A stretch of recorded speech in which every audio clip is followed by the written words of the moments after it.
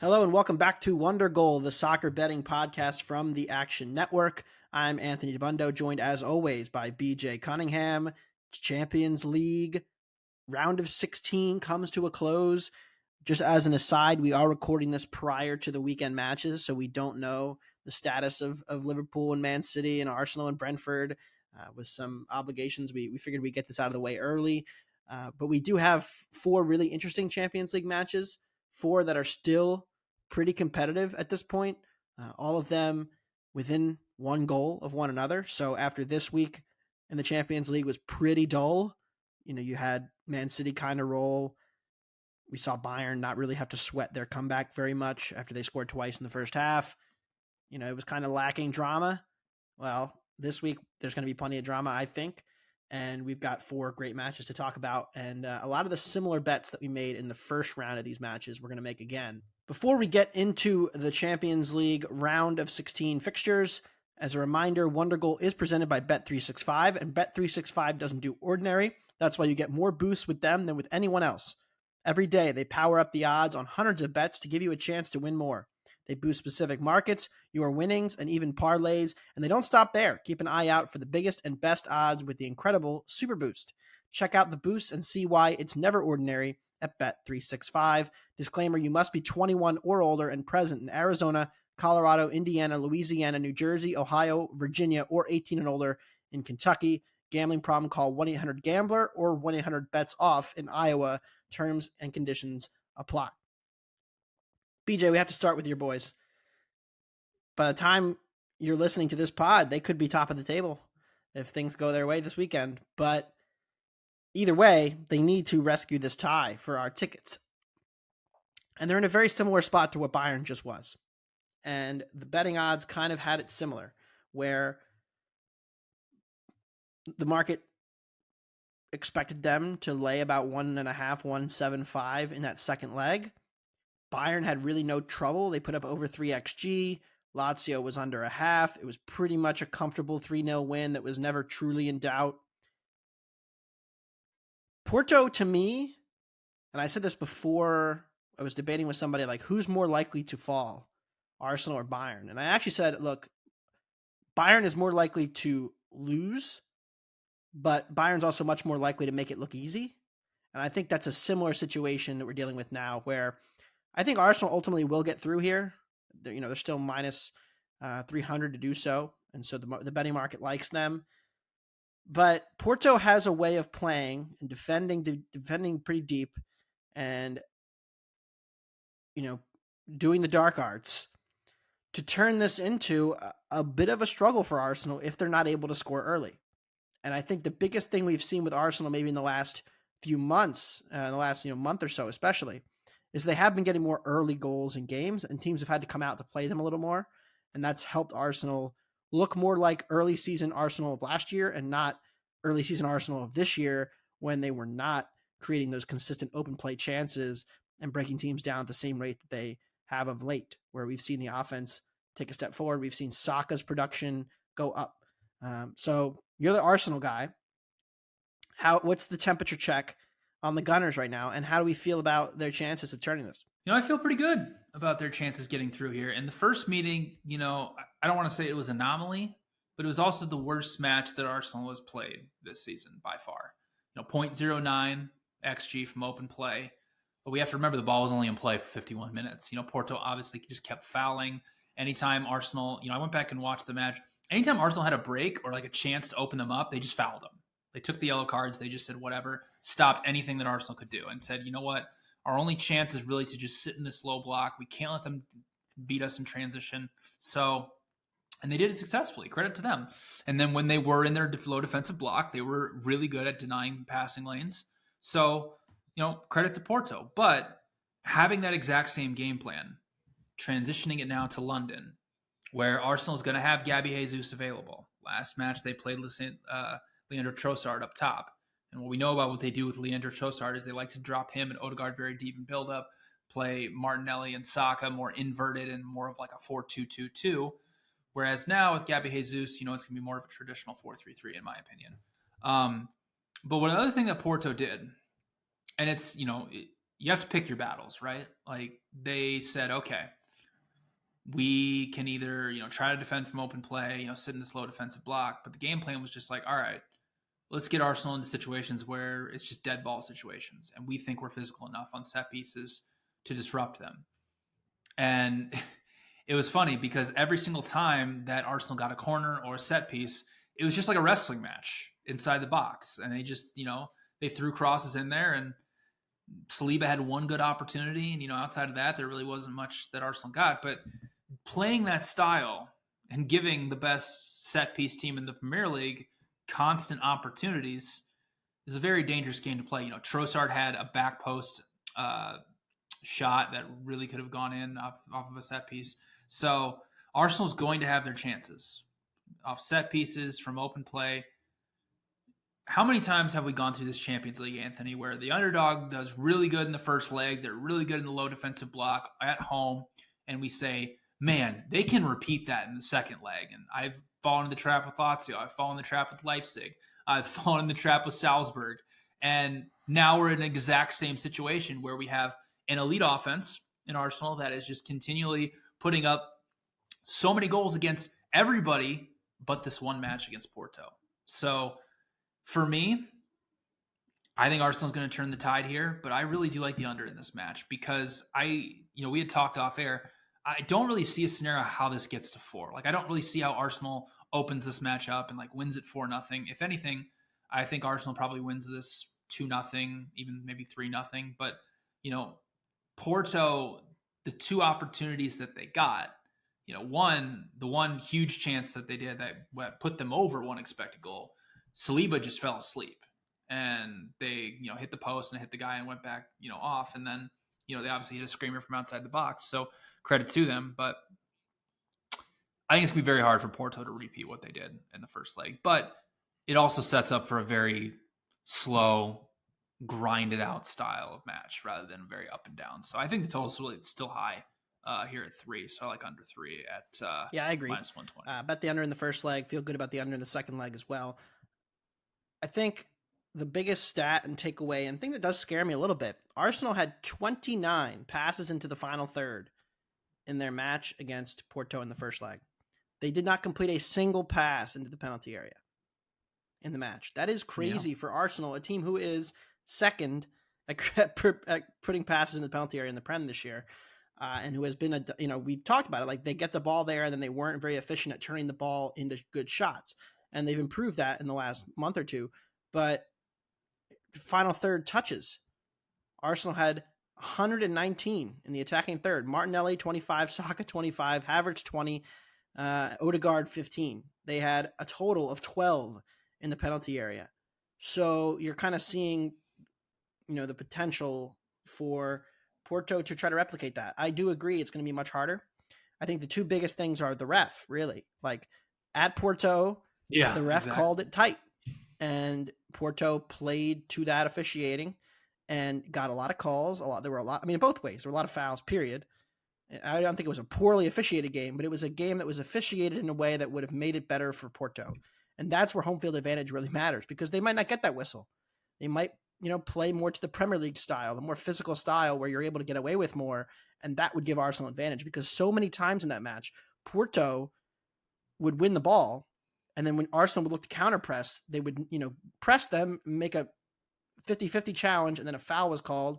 And now, Porto can reset the ball, take 30 seconds off the clock, and kill the game and kill any flow and momentum that the game had. So I think it enabled Porto to shorten it. Now, Porto is still going to try the same thing. It doesn't change. And they are a good set-piece defense. That helps them too.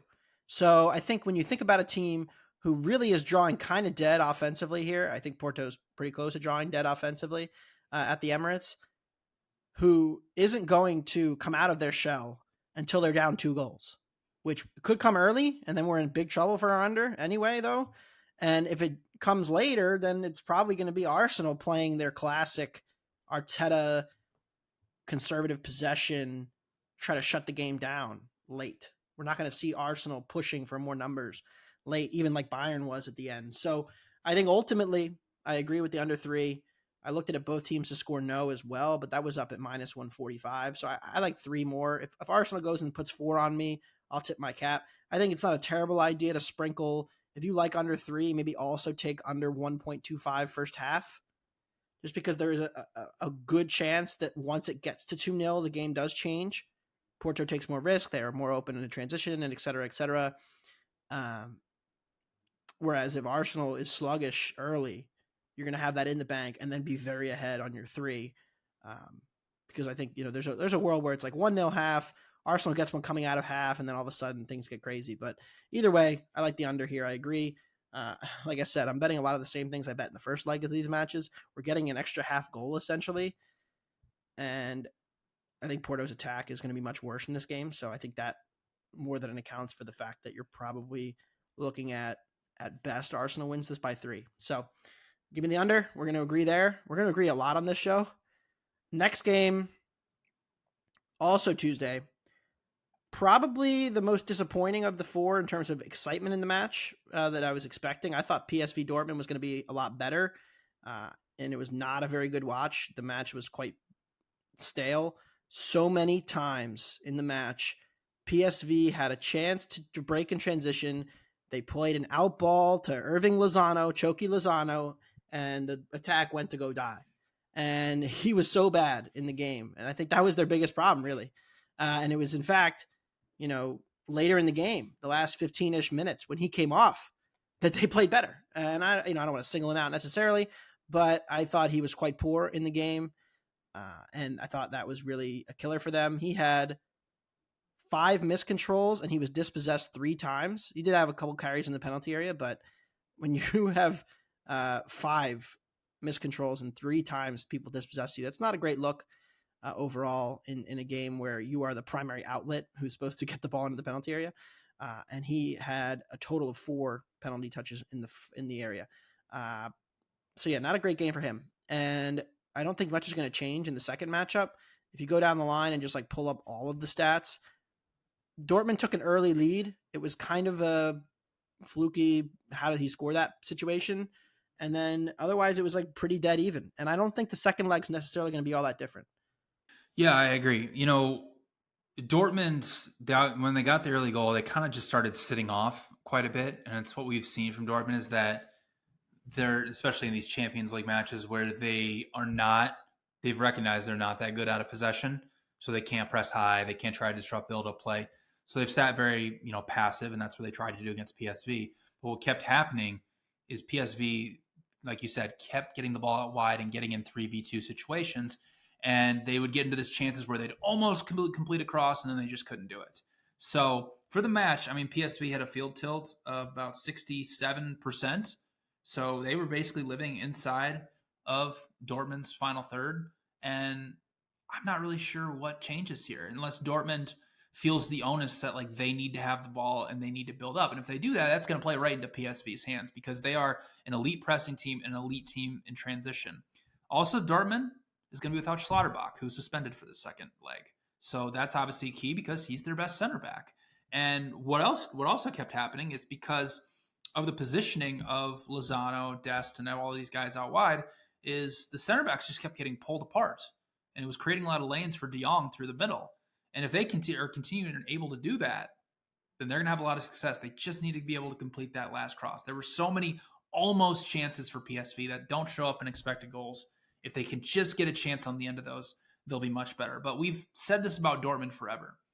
They're a terrible team out of possession. They've lowered their expected goals allowed per match in Germany. That's wonderful. But they haven't played anybody good for a 2-month stretch now. Freiburg is the only team in the top half of the table that they've played since they played Leipzig around Christmas time. So, and I mentioned this on the last podcast, but in the 4 matches against Bayern, Leverkusen, Stuttgart, and Leipzig, they conceded a total of 12.3 expected goals. Like when they have to step up a competition, they tend to struggle. And I understand in the first leg that it bears out that they allowed under 1 non-penalty expected goal, and that's wonderful. But again, PSV lived in their final third, and they had so many almost chances that they just couldn't get on the end of that just don't show up in expected goals. So I like PSV plus a half here at minus 122 is currently at bet 365, which I think is a fantastic price. projected Dortmund at plus 140 for the second leg, especially without Schlotterbeck. It looks like Cabal will be back in goal for Dortmund, which is a big help for them because Meyer is a terrible backup. But man, at some point in this match, somebody's got to go for it. Or maybe they don't have to early. 0-0 draw all the way to the end. I think it early, all favors at some point, to keep this pretty tight. I'll put it this way: if Dortmund is playing from behind, this match changes considerably, and PSV will be a live team to really pile on. Yeah, I think the most instructive thing to me is just, pass completion rate can be game state dependent a little bit, but you kind of mentioned it, right? Dortmund averages 83% completion rate in the Bundesliga, and that's a league with a lot of pressing. They're one of the most accurate possession teams in the passing the ball around, keeping the ball in build up.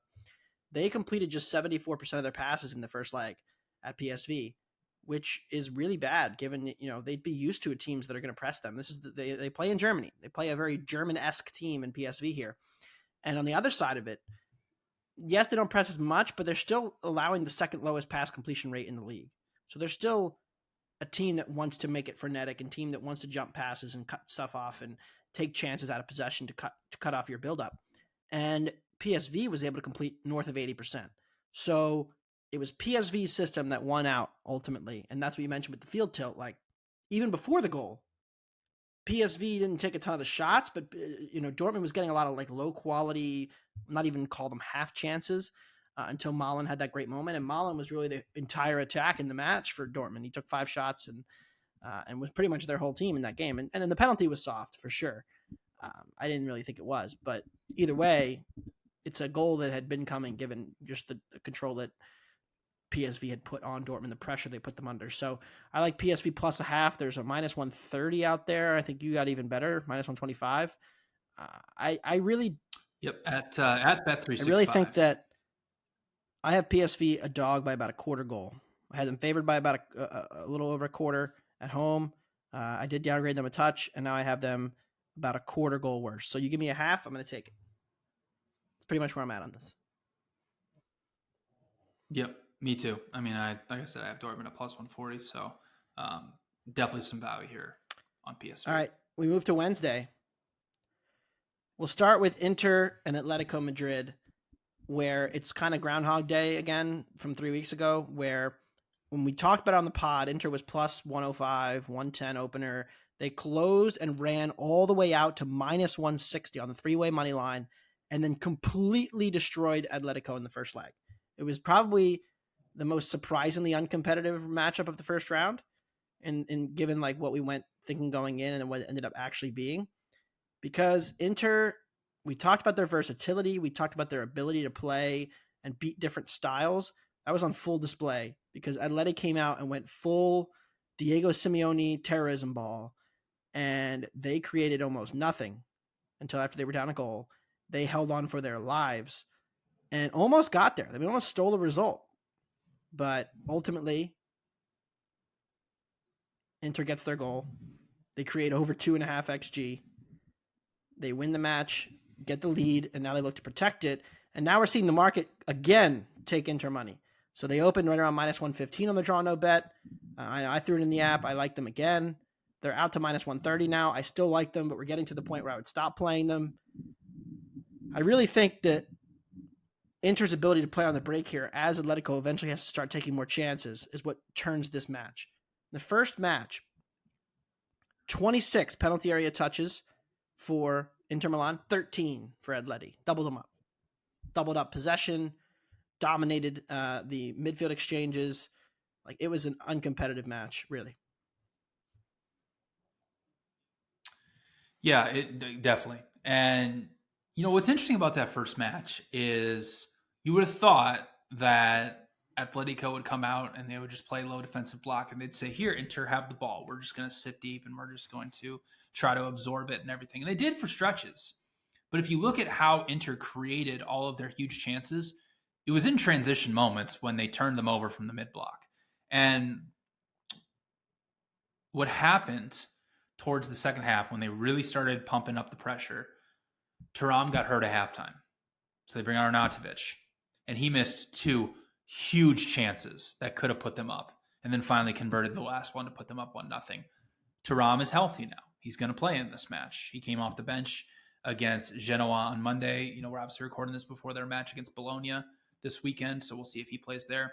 But another thing that was really alarming is, historically what Diego Simeone does with his defensive block is he says, which what a lot of defensive blocks do, is we're cutting off the central parts of the pitch. You can have the ball in wide areas, and we're just going to defend your crosses. Like, we think we're good enough to defend those. They did a horrible job defending crosses in the first leg. I know it doesn't sound like a lot, but Inter completed 5 crosses into Atletico's penalty area. For context, elite crossing teams will average about completing about 2 crosses in their penalty area. So Atletico basically doubled what Inter basically doubled what elite teams actually do. So Atletico let them have the ball in wide areas, and they just kept pumping in those crosses, and a couple of them came in transition as well. So this match sets up perfectly because, like you said, Inter is a very versatile team tactically, but really where they're at their best is in a position like this where they are playing with a lead. They don't need to have the ball, and they can just burn you time and time and time again in transition. And that is exactly what they are going to do here in Madrid. So I agree with you. I played Inter Toronto bet -130 today on Thursday. We'll see where this line goes. I understand that they're up a goal, but they are not the type of team like Atletico, if they were up a goal, to just try and kill this match off and not even try to attack. No, Thuram and Lautaro Martinez are really going to be dangerous on the break here. So, yeah, I love Inter here. They should dominate this leg just like they did the first one. Yeah, it's kind of similar to what happened. Inter took a lead in both of their first legs last year. They beat Porto at home, and then they kind of held on for dear life in the second leg. Like, Onana was big for them in goal, but the second match I think is more intuitive. And it's, they took the lead, and then the second leg ended up being this like chaotic back and forth match with Benfica. Now, Benfica and Atletico Madrid are very different tactically, but you saw in that match how good Inter can be on the break with a lead already. And they kind of did it to Milan in the second leg of they were able to get leads and then play with leads this entire second leg in all of their matches. And we saw just how effective they can be in that role. So they have experience in that role too, which I think helps, given that they've just done this run just last year. Very chalky opening stage so far. All 4 of the favorites got through. All of them pretty comfortably except for Real Madrid, which was a little dicier at the end. It does create an interesting situation on the odds board where still Arsenal and Inter Milan are priced behind Real Madrid and Bayern. And look, I know that neither have won technically and advanced in their group, but both are over -300 to do so. I still think there's time to hop on the bandwagon for Arsenal and Inter. And then Friday is going to be the draw, where again, we have 6, we'll say 5 teams who I think are clear of the rest. Whether it's City, Real Madrid, Bayern, Arsenal, Inter. Assuming all 5 go through, those are your 5 favorites. There's going to be 4 matchups, which means one of them is going to, at least one of them, maybe 2, are going to get drawn against one another. And that's where, this tournament's going to really start to turn. Notice I didn't mention Barca in those teams because I really don't think they are.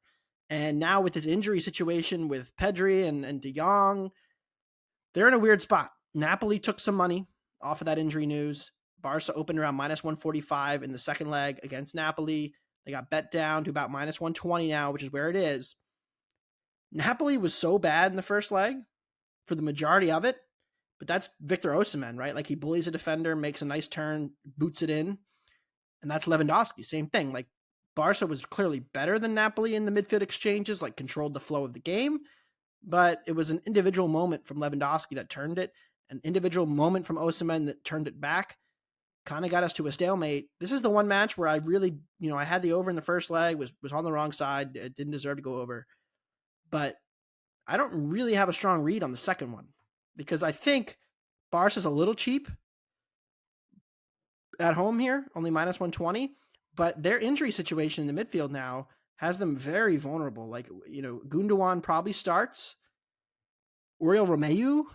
Like, it's a weird situation that Barca is dealing with in their midfield with no Pedri, no Gavi, potentially no De Jong. So where do you come down on this one? I don't know. I'm like, I threw my hands up for the first meeting and I was just like, I don't really know how this one's going to play out. And after watching the first meeting, I feel like I didn't really learn much, quite frankly. And like you said, a couple good individual moments. Napoli didn't take a shot for the entire first half, which is kind of concerning. But yeah, without Pedri and without De Jong, well, then you're losing control in the midfield. And that's what ultimately what Xavi wants. You know, De Jong is so good at reading the temperament of a match and being able to play to the style and speed that Barcelona really wants to play to.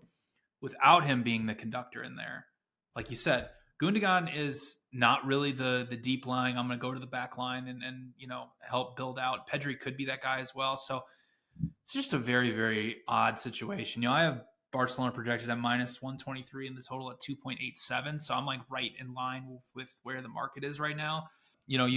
Napoli did beat Juventus over the weekend. In the midweek, they beat Sassuolo. So they're starting to get some of the positive aggression that they were getting back, because they're due for, at least in Serie A. But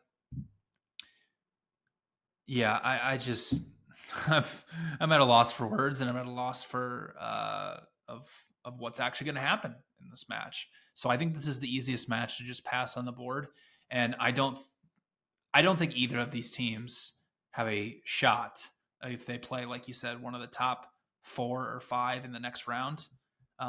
Especially if Barcelona gets paired against a Arsenal, City, or Inter, they are completely toast. Against the other teams, they might have somewhat of a shot. Bayern too. We've seen Bayern bully them. The same Bayern team bully that same Barca team so many times now. Real Madrid, the way they play, like they just let you have a chance, no matter who you are.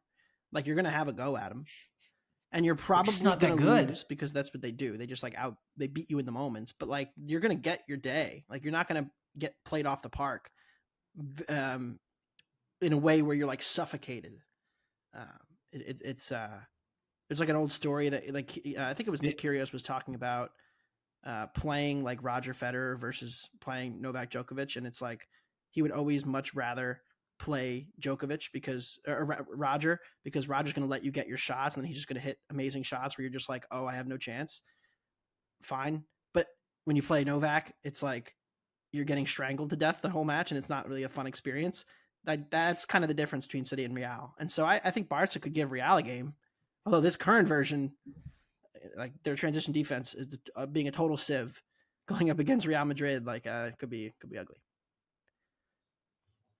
Yeah, well, the funny thing, and I mentioned this about Real Madrid before, but they are one of the most unique teams in Europe in the fact that they don't really have like a clear, like defined tactical plan. And I'm not saying that's a bad thing in tense, because they're of kind of the old school nature of, in the past, like a lot of these old school teams, even like Sir Alex Ferguson's Manchester United, like didn't have these like Pep Guardiola type tactics. It was kind of just like, we have better players than you. So this is kind of the general plan we're going to go with. And then that's kind of it. So, and that's kind of what Real Madrid does, quite frankly. And they're obviously really good in transition. But what's really clear, and we haven't really seen Real Madrid tested in this aspect. They did a little bit against Leipzig. But when they are forced to actually press you and try to disrupt you and cause problems, they are so bad at doing that. So if they have to play one of these teams and they fall behind, they are in massive trouble. Words. So, yeah, famous last words. They're going to lead in every single match. They're going to just be able to play in transition. Well, they'll just get their comebacks and everything. I mean, they've done it before. 2 years ago was the famous comebacks. They've done it before. Against PSG and Real. Yeah. Yep. We'll see. PSG is another interesting team that we'll get to in the next rounds. But yeah, I'm actually way more. I'm really excited for that. Oh yeah, well we get the full draw, right? We'll get the Europa League 2, and we'll get the semifinals. So we'll have the bracket, final 8, and yeah, it kind of just feels like to me that the Barca Napoli winner and the PSV Dortmund winner are the clear, like these are the two teams we hope to play. So they'll probably get drawn against each other, but that would be the two, and PSG, just because they have Mbappe, it's kind of scary. And Dembele healthy, like Mbappe and Dembele are healthy, like nobody actually wants to play them, even though they're not that good. No, so like I could easily see PSG to pick off a Bayern, even an Inter. in 2 legs. So let's move on to Europa League. Fun day today. A lot of overs. And I know me and you both bet a lot of overs. Oh yeah. And a lot of them hit. And we got one bet immediately that kind of jumped off the board to me. I'll start with Liverpool, Sparta, Prague. Both teams to score yes at minus 102. Klopp rotated through a bunch of different teams, and it was very evident that the rotated version of Liverpool is much closer to early vintage era Klopp, when they were we're just going to outscore you because we have better players and we're not going to actually defend, because Prague could have had 2 or 3, and they really should have in that match. And they're coming into this down 5-1 on aggregate. Liverpool is going to be coming off this City match with a 4-goal lead at home. They're not going to actually go for it. They're going to probably rotate everybody again. They'll still get their goals, but they're also probably going to concede one. It'll be like a 2-1, 3-1, 2-2, 3-2 kind of game, I think. And Liverpool cruises to the quarterfinal, but they're going to concede along on the way. So both teams to score yes at minus 102. Crazy number to me. I know it's like Prague's on the road, but we just saw this Sparta Prague team go toe-to-toe with Galatasaray, a team who is just a better, like a poor man's Liverpool in the way they're set up to play. They do it with much worse midfielders and defenders. And Prague went back and forth with them, and they went back and forth with Liverpool today in a matchup that really should have plenty of goals again. So both teams to score yes, minus 102. Jumped off the board immediately at me for the second leg there. Yeah, I like another. I'll stick with Prague. Slavia Prague plus a half against AC Milan. They're obviously down 4-2 on aggregate.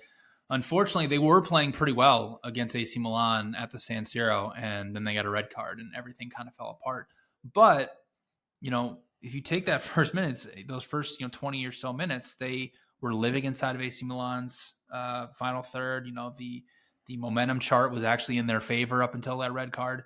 And they're a really, really good team. They're a team that pummeled Roma during the group stage. Now they're going to be down 2 goals in aggregate. We've just saw this with AC Milan.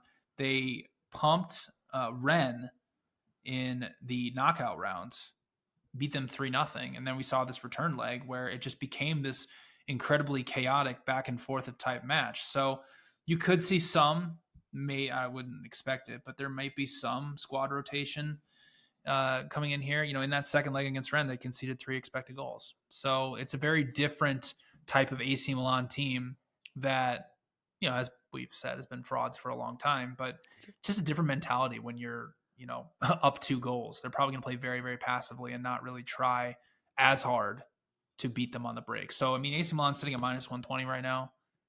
I think that's a crazy price. So I love Prague plus. Yeah, it's kind of like, last week I thought to myself, okay, we've seen this Milan team do this before, where they get the lead and they just sit on it.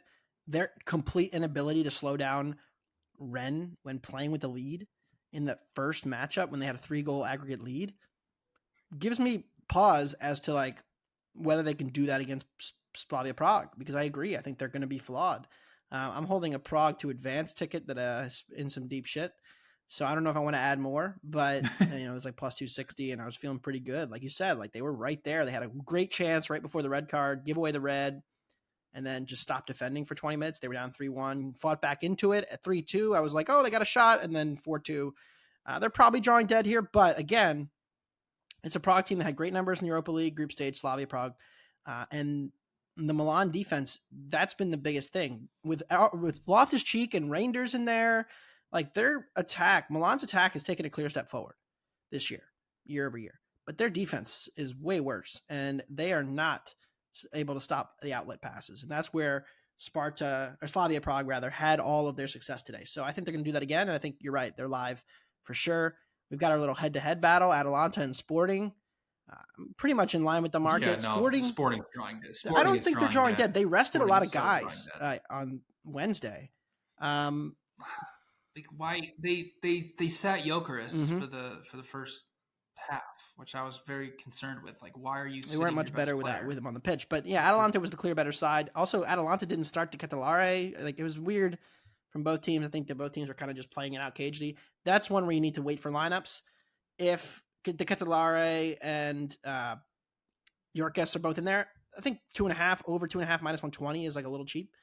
But the first leg was pretty dead. It was only 1.3 XG. There were 4 posts, but there was like not actual good chances. It was just a lot of like crazy shots that hit the post. But keep tabs on the lineups there, because if both teams play their best attackers, like, it should be over 2.5 in a second leg. But Atalanta's got a bit of an edge there. Roma destroyed Brighton. I think Brighton's pretty dead. Marseille is pretty much through. Yeah. So we're going to have a fun stage, like Liverpool, Leverkusen, Roma, Milan, Marseille, Atalanta. So it's going to be a really fun Europa League quarterfinal potentially here. There's not a ton of close matchups. West Ham and Freiburg. That's like the most interesting. Rangers, Benfica. Going to Rangers should be a fun one, but nothing else for me. And as of yet, we got some time to go through those. As always, follow us in the app. We'll have some picks. Follow us in the Discord. We'll get to that. BJ's betting the Bournemouth Luton over in the league. If you listen to any pod we've done in the last month, then you know why he's betting the over. The market just continues to. And if you don't, you can read on the actionnetwork.com, and in the Action Network app, I will have a full preview. So if you're somebody who enjoys reading rather than listening to my annoying voice, you can do absolutely that.